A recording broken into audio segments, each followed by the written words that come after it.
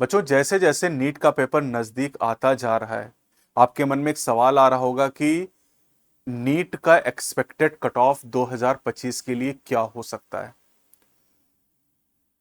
लेकिन उसके पहले हम ये जानने की कोशिश करेंगे कि नीट 2024 का जो एक्सपेक्टेड कट ऑफ था, वो जिसने भी प्रिडिक्ट किया था सबका गलत हुआ था।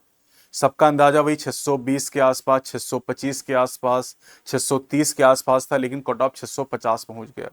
तो अनएक्सपेक्टेड था, पेपर का कुछ ऐसा लेवल था, या जो भी हुआ था कोई नहीं जानता कि क्या हुआ।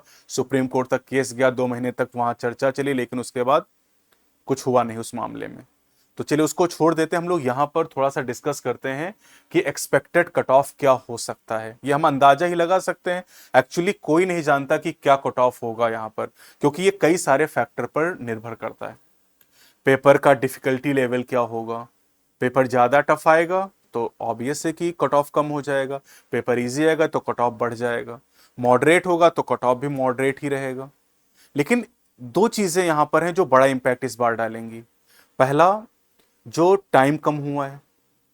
अभी तक 200 मिनट का टाइम दिया जा रहा था पिछले 4 सालों से, इस बार केवल 180 मिनट का टाइम मिलेगा, 3 घंटे का टाइम मिलेगा। दूसरा फैक्टर है, ऑप्शनल क्वेश्चन हटा दिए गए हैं। अभी तक 200 सवाल आते थे जिसमें 180 करने होते थे, अभी 180 आएंगे, 2025 में 180 करने होंगे।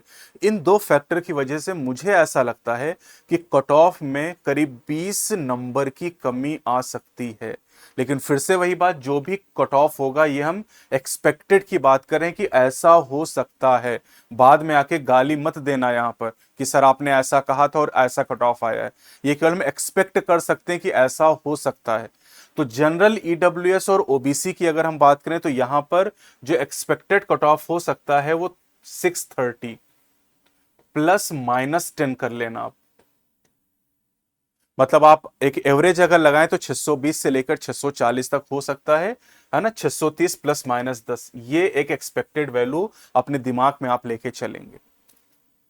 एक चीज और ध्यान रखेंगे, जो स्टेट है उनके लिए अलग अलग कट ऑफ्स होते हैं।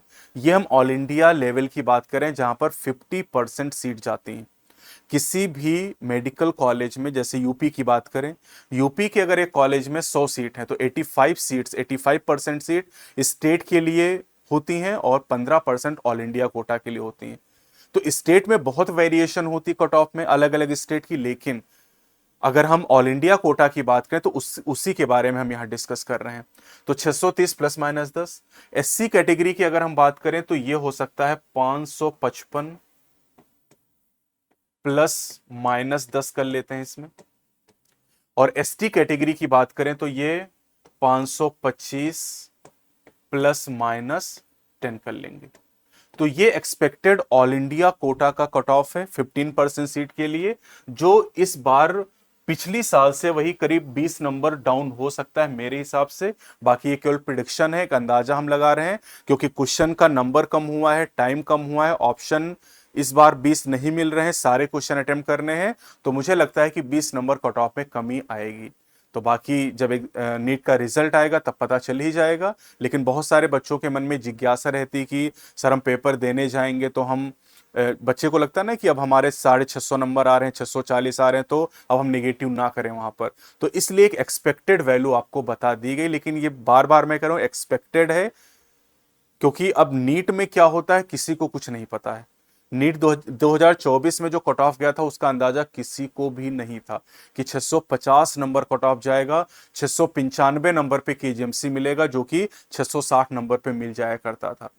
तो ये वीडियो कैसी लगी कमेंट सेक्शन में आप जरूर बताइएगा। और अगर किसी टॉपिक पे आप वीडियो चाहते हैं तो उसके बारे में भी आप जरूर बताइएगा। अगले वीडियो में फिर मिलेंगे। जय हिंद, जय भारत।